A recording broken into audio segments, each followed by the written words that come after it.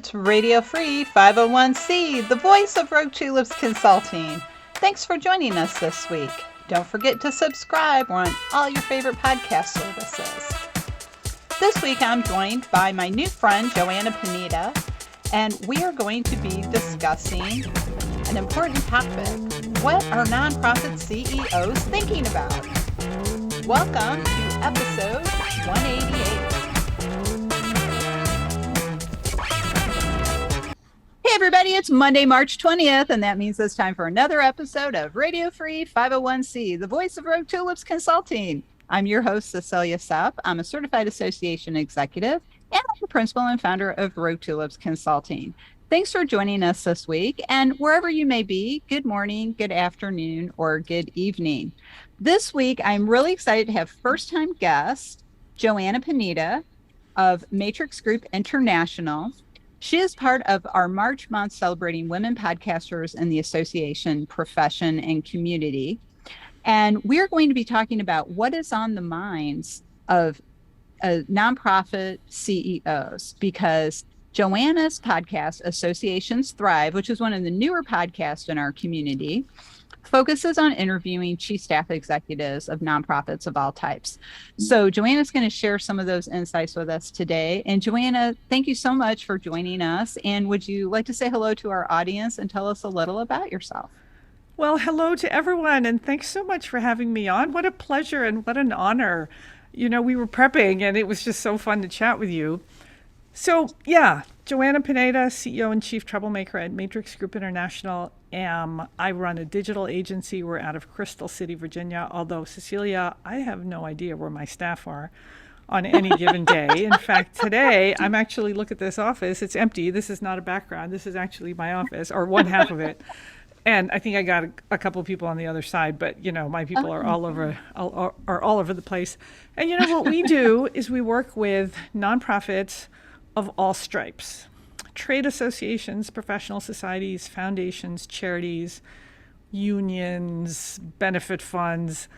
And what we do is we help them identify their most important member journeys. We figure out where the friction points are, and then we make them amazing.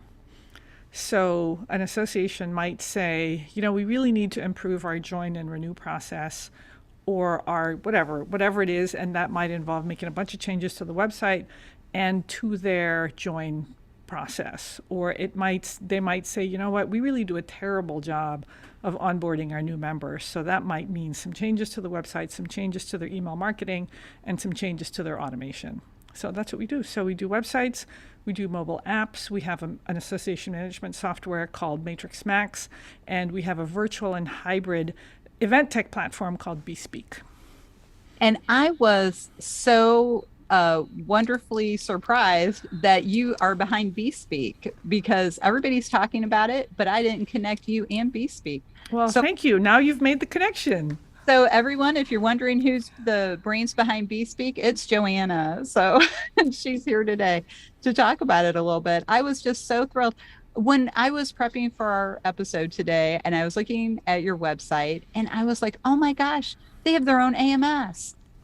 That was really what got my attention, because a lot of people may not know this or remember this, but I'm a former membership director as well as former chapter relations director. So all those things you mentioned about the member experience and automations, and are we onboarding people well enough and creating that great wow moment, those are all so important. And it's one of the things now as a consultant that I try to help my clients. Absolutely. Well, you know, from a different direction. So the topic we wanted to talk about today, though, is because your podcast, Associations Thrive, does focus on chief staff executives, and you have conversations with them. So our topic today is, well, what is on their mind? What are nonprofit CEOs thinking about? So what are some of the things you've heard lately? So I'll tell you, one thing that has been very illuminating to me is almost every conversation touches on governance.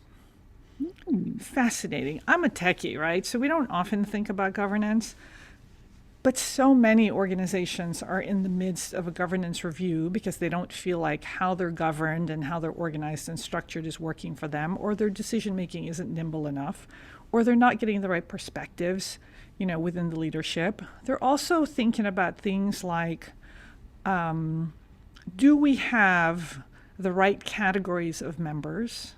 Mm-hmm. Do people know who's eligible to be a member, and how are we engaging those members?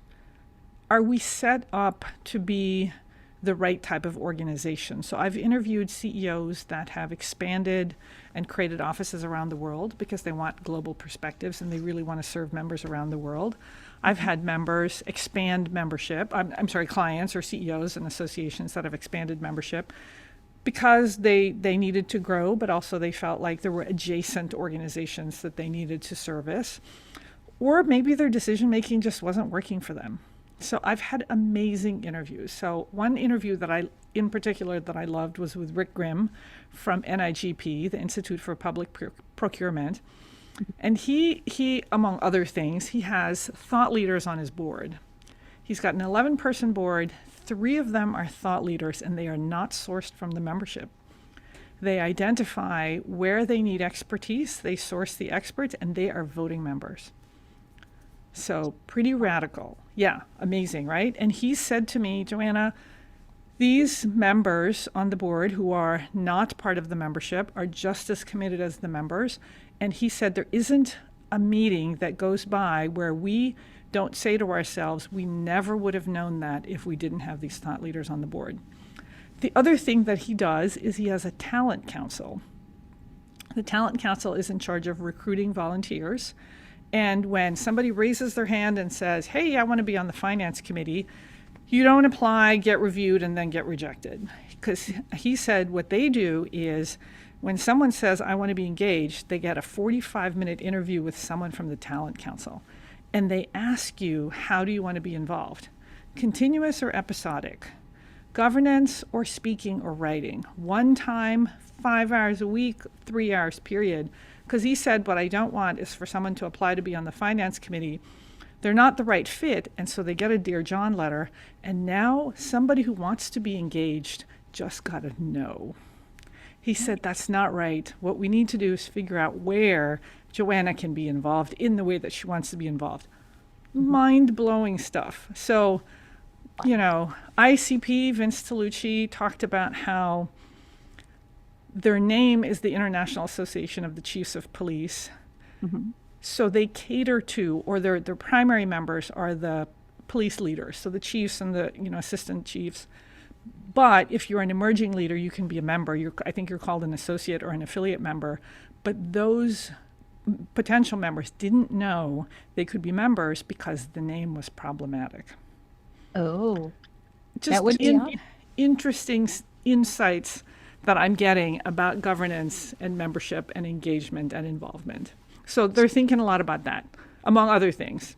And I love that, because those are the things that we need to think about, because some people think of governance as, well, here's our committee structure, here's our board, here's our bylaws.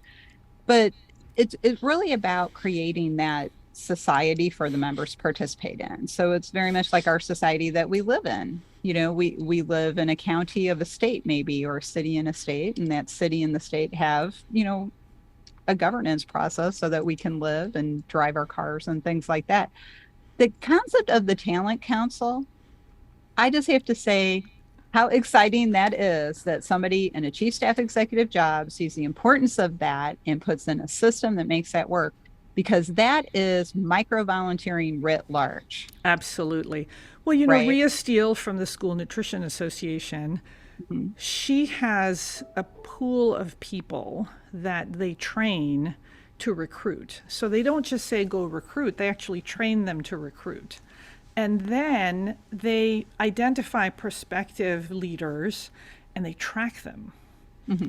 And they've got a whole system for tracking the interactions that they're having. And as a result, they in the last year and a half, they've really had a lot of traction in terms of diversifying the leaders and making sure that they have representation from, different types of audiences, not just gender, for example, but really, different types of school districts, for example, that might be represented in the organization. So amazing stuff.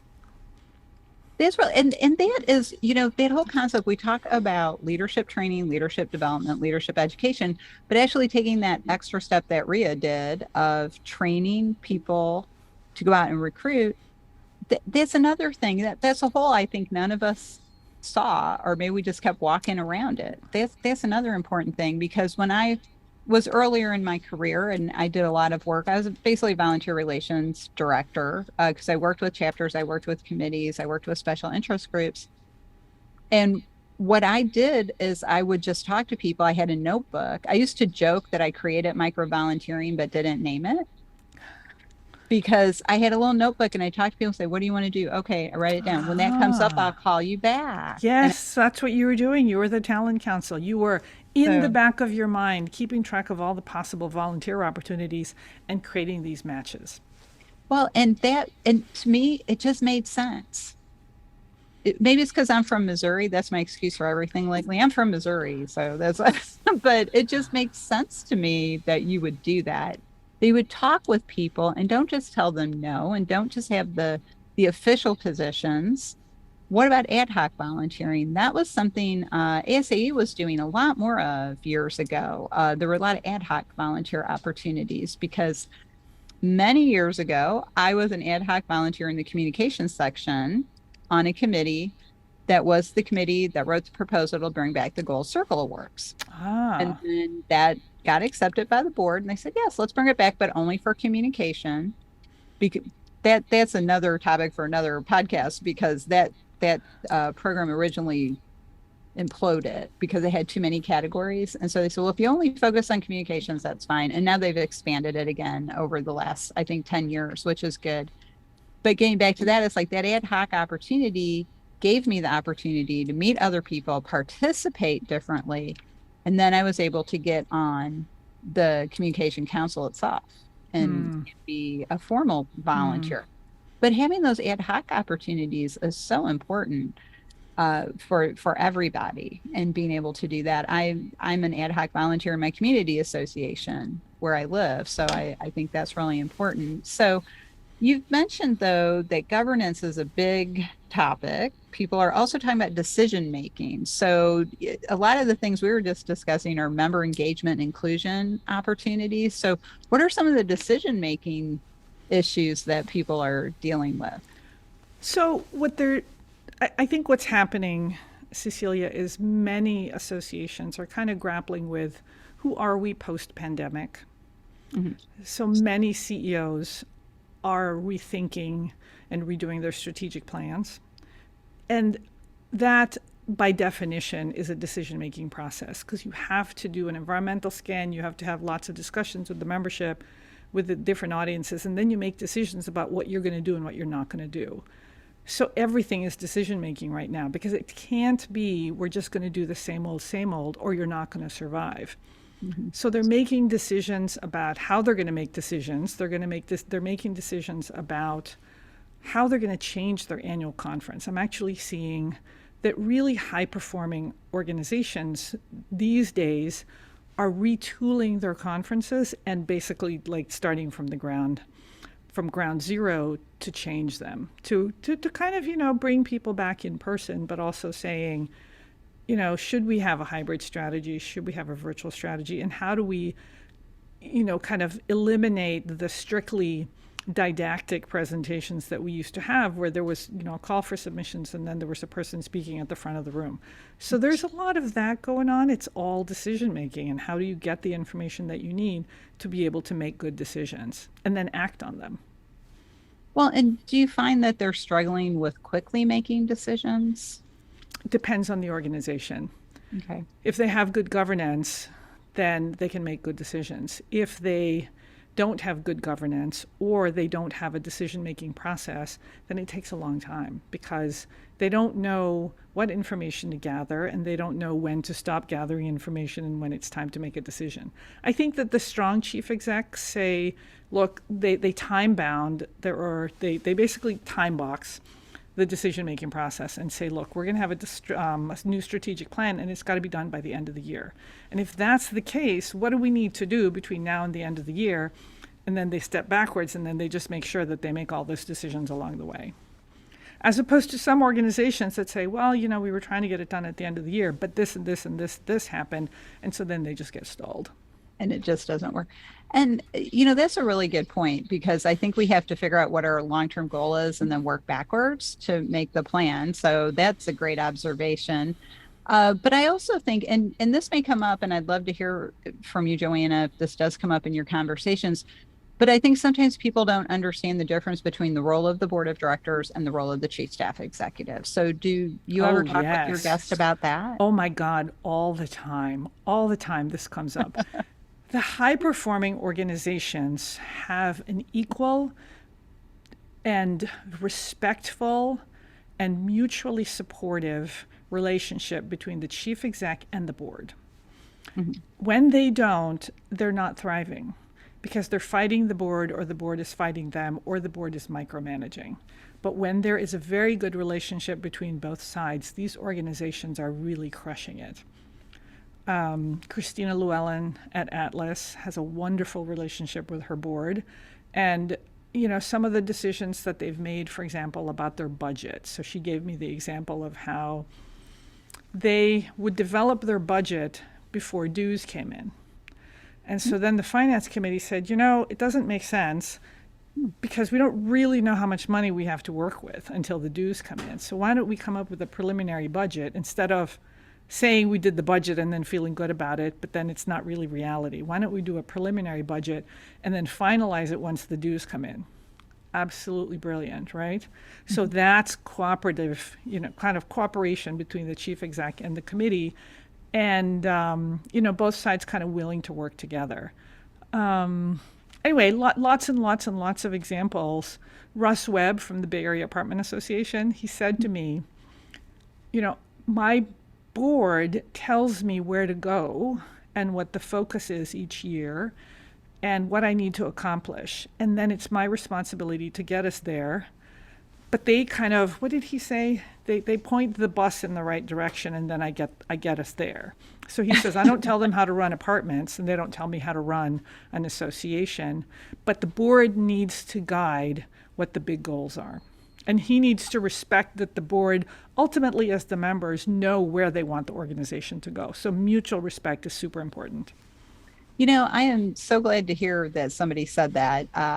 I don't run apartment buildings. They don't run the association. That is such a key statement right there. I said that once to some volunteers. I was not a chief staff executive at the time, but I worked with ear, nose, and throat doctors. And so I told them, I said, you wouldn't hire me to do ear surgery. I wouldn't hire you to run an association.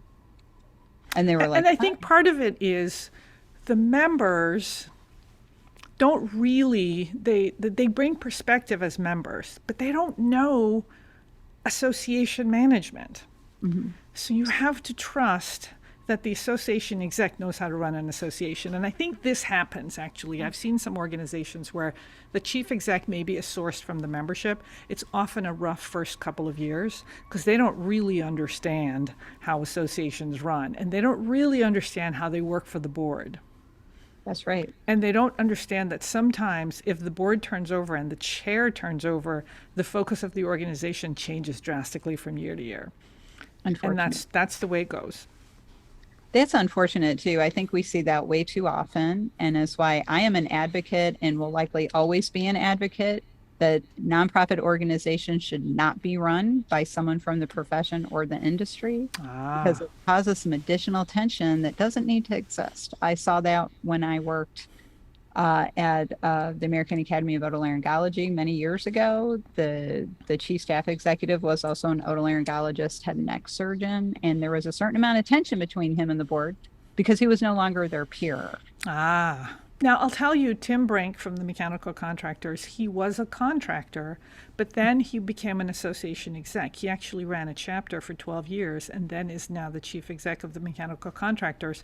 So he has the unique perspective of having been a contractor and a chapter exec, and now he's the chief exec. So he actually has a lot of credibility, really, with all parties in the ecosystem. Amazing guy.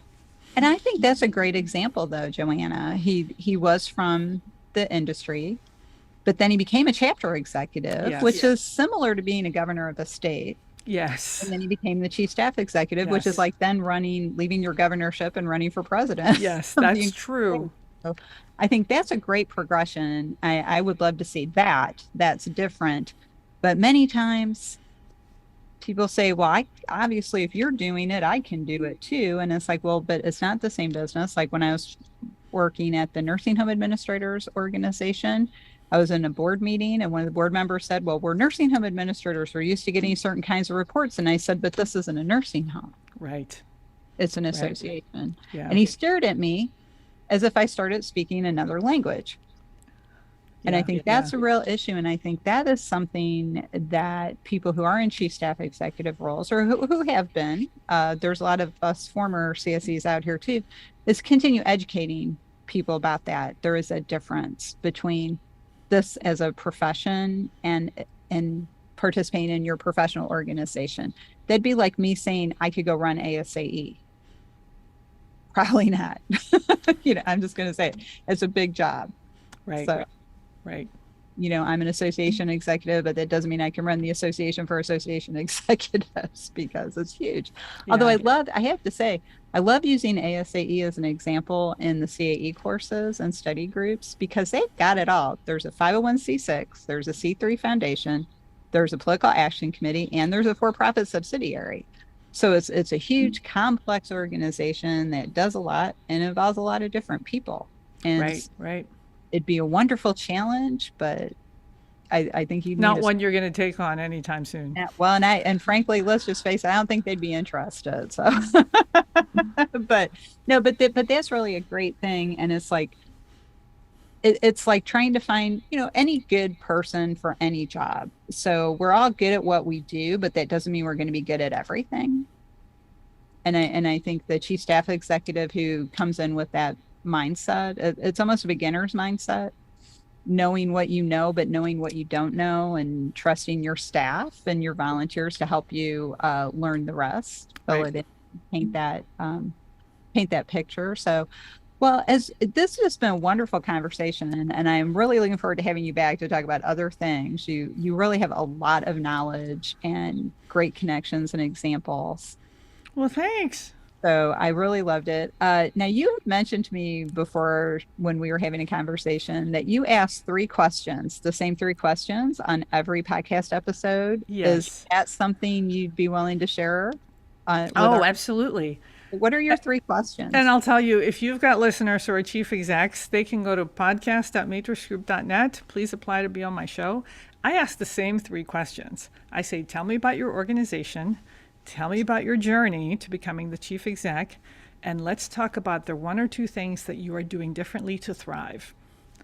I love those Same questions. 3 questions. And then, oh, actually, that's not true. I have a new question that I've been asking. A 4th question is, what is your superpower?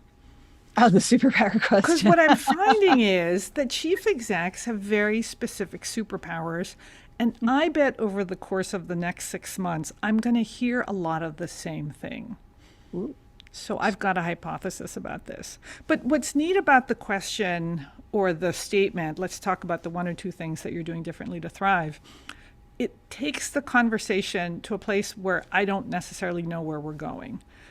Because someone like a Dave Jackson from Aspet might talk about how they retooled their annual conference and they have to retool their publication or their journal strategy because of the White House's statement that all the government funded research has to be open access. So that is a huge threat to their journal, to any scientific organization. So that we took that conversation there.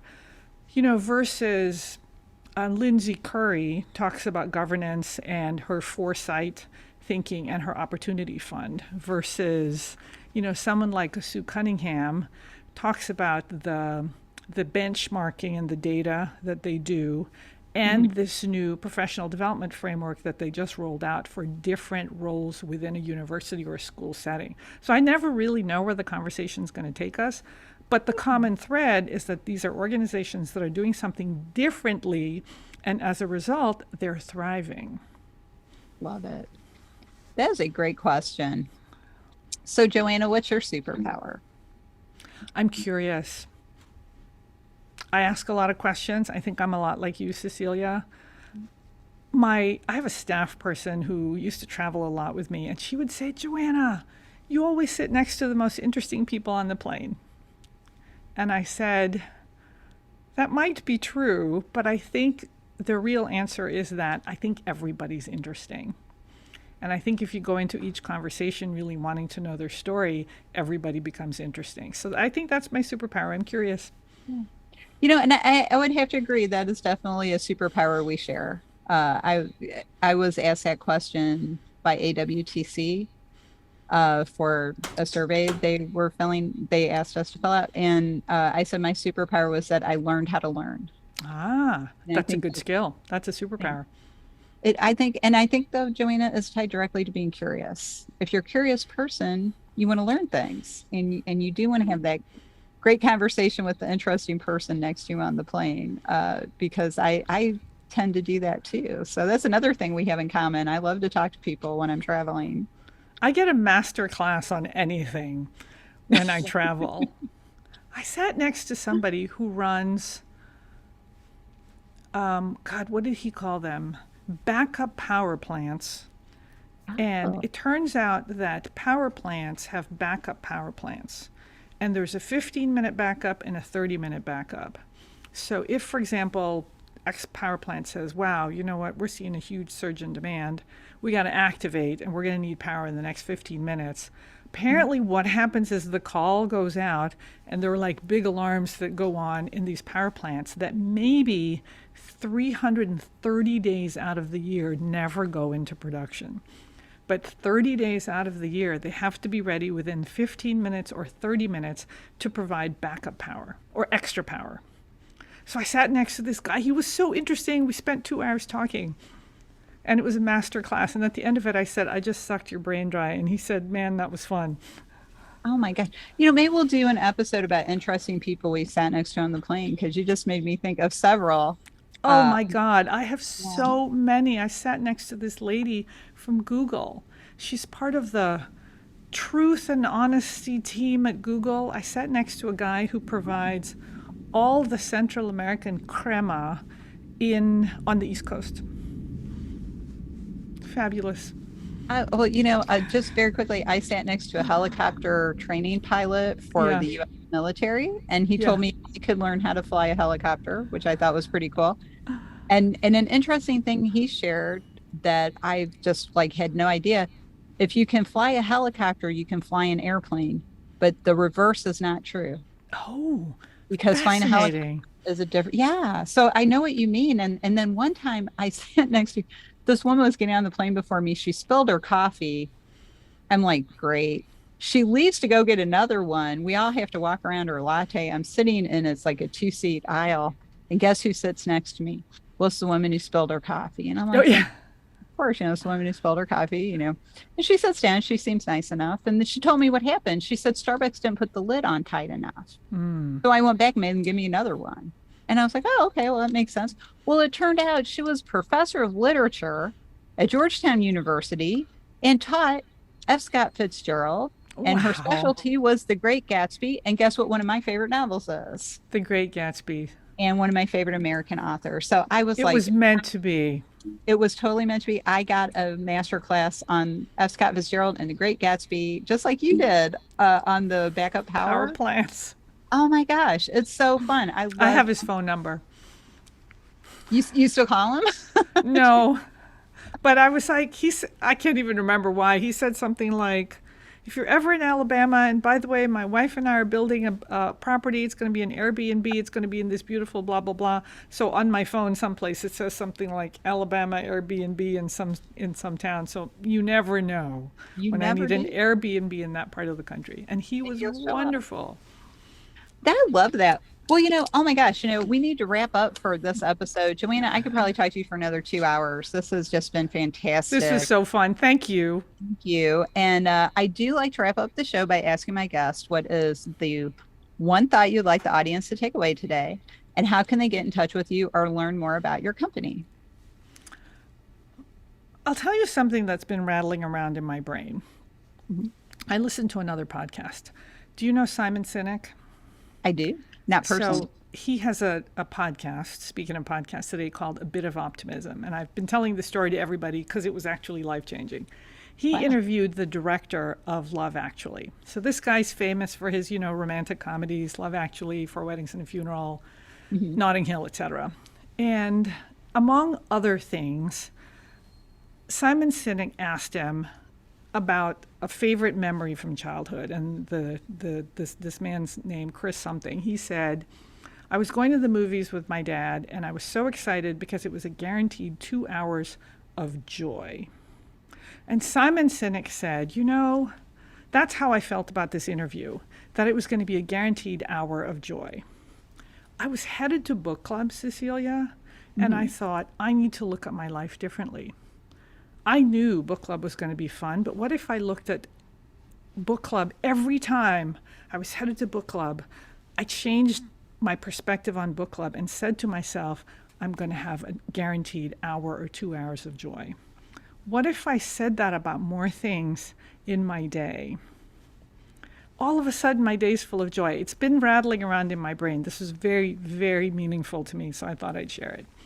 And then the last thing is, if you're a chief exec of an association or a nonprofit and you'd like to be on my podcast, drop me a line, go to my website, www.matrixgroup.net, or go to podcast.matrixgroup.net.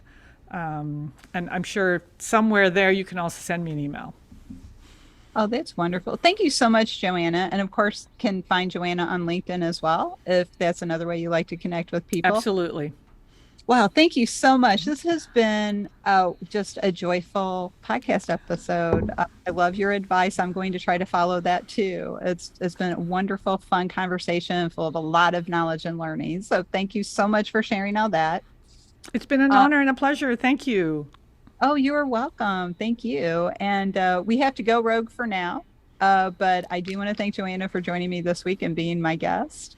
Joanna is CEO and Chief Troublemaker at Matrix International Group. I think we would be remiss not to remind people of that. Although you're a very delightful person, I don't know if troublemaker is the right title for you.